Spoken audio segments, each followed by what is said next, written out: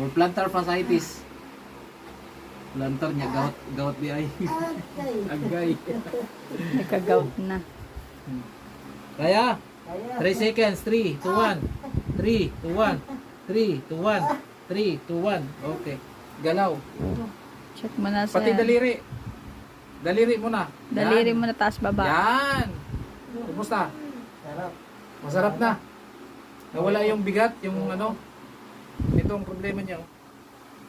Yan. Pati yan. Yan. Na to. Yan. Kaya sumasakit siya. Ito. Yan.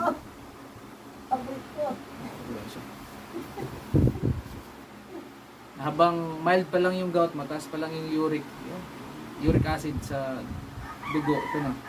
Pag nakaranas na kayo ng masakit ng talampakan, magpa-treatment na agad. Subukan nyo lang. Si Sir nga, nagsumubok lang eh.